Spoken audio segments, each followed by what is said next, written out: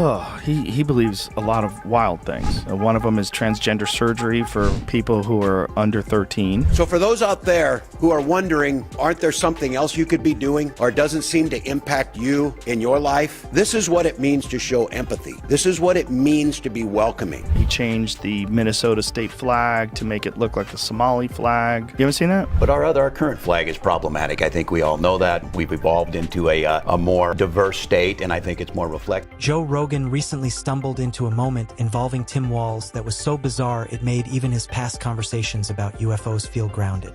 In a matter of minutes, Walz went from sounding like a standard politician to feeling like a walking curveball. Rogan suddenly found himself with enough material to poke fun for days. What started as political commentary quickly turned into something closer to unscripted television. Imagine a serious discussion that somehow turns into a comedy set, except it's real life, and it's happening in Minnesota. Rogan's breakdown blended humor, disbelief, and pure confusion into one continuous unraveling. Fair warning, this one is strangely entertaining from start to finish. Think about Walz's descriptions of his military career, because there's some issues there that people have. I don't know if he flat out ever said that he served in Afghanistan, but he certainly didn't dissuade people from saying that he was, when they were saying he didn't correct them. Right. There was things he did. If you're enjoying this so far, make sure to subscribe. It genuinely helps more than you might think.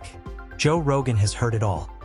Unexplained aerial sightings, politicians pretending to be experts on everything, and wellness influencers claiming miracle cures. Still, even he seemed unprepared for Tim Walz, a public figure who somehow made state politics feel like a sitcom that lost its script midway through filming. That Tim Walz cocksucker, if that guy got into power, like if Kamala died and Tim Walz, Tampon Tim, was our president, you know how crazy this country would be? That weirdo who puts tampons in the boys' room, and what about our joy? Like he's a complete pathological liar. Like a complete liar. Lied about being in Tiananmen Square, lied about being a fucking head coach of a... When Rogan started pulling apart the story, he didn't uncover a master strategist. Instead, he found a series of moments that felt disorganized and oddly theatrical. Walz appeared constantly active, yet rarely effective, like someone running hard without ever changing location. It was motion without momentum, effort without results. Strange as it sounds, the sheer consistency of it was almost impressive. No, Tim Walz is out there talking again. Did you say he could fight any Trump supporter? Yeah, he says he kicked their ass, and they're scared of him because he could fix a truck. Like they're threatened by his masculinity. I know how to fix a truck. That's what he said. Like, do you? I bet you don't. The lady doth protest too much. I bet you don't. I fear. I bet if I bring a broken truck to you and a bag of tools. That was kind of the redress, right? That was the attempt. It was like, we're gonna, the symbol of masculinity on the left is. Rogan also noticed that whenever Walz tried to project leadership, it didn't land the way it was intended. Rather than confidence, it came across as uncertainty dressed up as authority. Minnesota voters were hoping for decisiveness. What they often saw instead was a performance that felt more improvisational than commanding. The contrast created moments that felt unintentionally comedic, as if the tone never quite matched the setting. Video of Tim Walz doing the exact same thing. Right.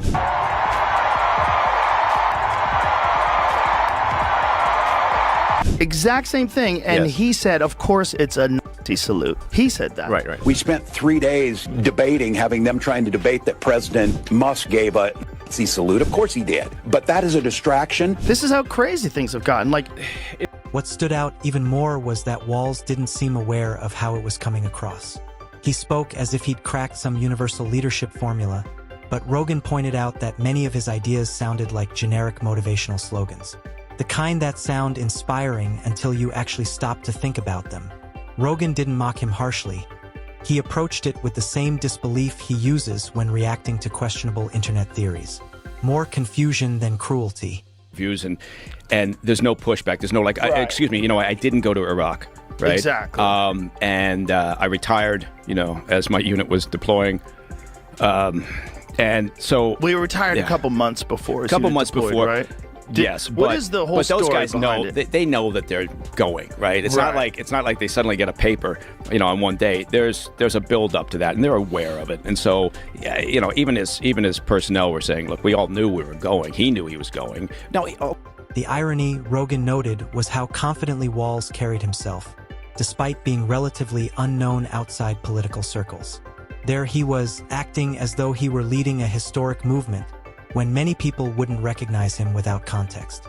Rogan peeled back the presentation and found no grand strategy underneath, just surface-level confidence holding everything together. Once the layers came off, the polished image gave way to scattered messaging.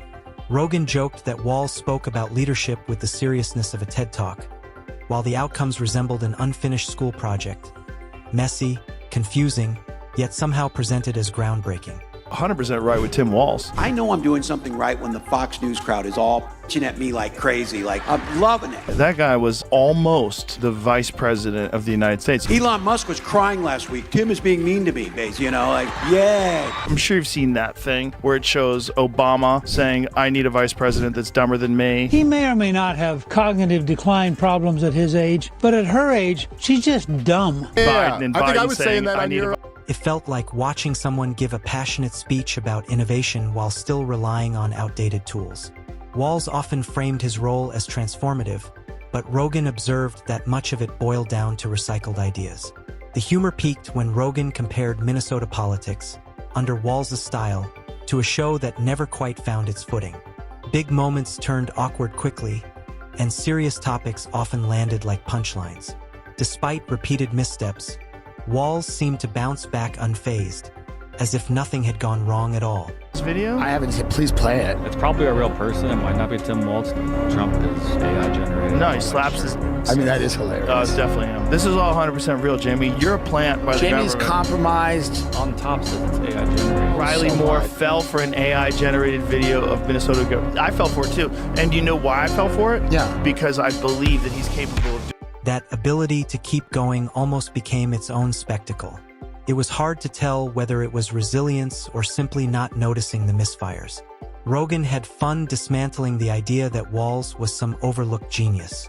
Instead, he likened him to an overconfident coach who gives great pep talks but struggles with execution. Walz often spoke at length, as if more words would magically add clarity. Rogan wasn't convinced. To him, the speeches felt like inspirational posters, uplifting at first glance, but empty once you look closer. time. I mean, they were talking about cracking down on hate speech online. Like, that free speech is not hate speech. That Tim Walz guy was actually saying that. I think we need to push back on this. There's no guarantee to free speech on misinformation or hate speech, and especially around our democracy. Hate speech. The most surprising part, though, was how Walz managed to convince people he was relatable. Rogan called out the awkwardness, noting that it felt carefully manufactured rather than natural. The everyman persona came across more like a scripted act than genuine connection.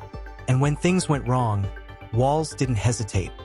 He leaned into the moment with confidence, even as plans unraveled. Rogan joked that watching him handle public moments felt like watching amateur karaoke. Enthusiastic, loud, and slightly off-key, but impossible to ignore. No. For the video of him taking down the Minnesota flag and he replaced it with the new flag that looks a lot like the Somali flag. Minnesota has a huge population of Somalis in it. All right, ready. Whoa, wait a minute. So he gets the flag, picks it up, and replaces it. There, that's better. Why is that better? The real irony, Rogan pointed out, was that Walz genuinely believed everything was going well. Where others saw missteps, Walz seemed to see success. Rogan suggested his true skill might be reframing every outcome as a win. He also noted Walz's habit of chasing trends, mistaking the right phrasing for real progress. Criticism didn't slow him down. It only made him more determined. Rogan summed it up by saying watching Walz respond to challenges was like attempting quick fixes that never quite solved the problem, yet somehow continued anyway. History. It's so perfect. Kamala saying, I need a vice president dumber than me. It's Walz. Men have tampons. We have a lot of accomplishment. We haven't taken adequate credit for it, frankly. We got to do a better job of getting the word out about what we have accomplished and who did it. You got to lose because we got to break this cycle. We're getting... The timing of Rogan's commentary made it even more impactful, especially as audiences increasingly crave authenticity. Walz's approach felt like the opposite. Forced charm mixed with persistent awkwardness. Rogan's breakdown painted him not as malicious, but as deeply disconnected from how he appeared. By the end, a clear picture emerged.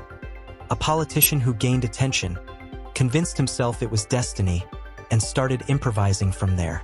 Over time, his public image transformed from leadership to unintentional comedy. Minnesota wanted steady governance, but instead got moments that felt like recurring sketches. Rogan didn't exaggerate, he simply highlighted a pattern that was already there. Complete pathological liar. Let's be honest, there are outsiders coming into communities, stealing and moving jobs away, and making life harder for people living there. And they have names, Donald Trump and J.D. Vance. Complete liar. Lied about being in Tiananmen Square, lied about being a head coach of a football team. Because this started, and I love this story, as a young prosecutor. Kamala Harris talked about going in that courtroom for the first time. Pathological liars, people that are habitual liars, they just lie all the time about everything. Yeah. Oh, you didn't deploy for war. You didn't. Why are you saying you deployed at war? The weapons you used in war? No, you were in war. I plan on waking up on... In the end, Walz's situation didn't seem like bad luck. It seemed consistent. Every appearance, every speech, and every attempt to sound authoritative somehow led to another awkward moment. Despite it all, Walz continued forward with confidence, unaware of how it was landing. Rogan didn't uncover scandals or hidden secrets. He just held up a mirror. What reflected back wasn't villainy or genius, but something far more unexpected. A political figure whose seriousness repeatedly collided with unintended humor. And once that realization clicked, it became impossible to ignore.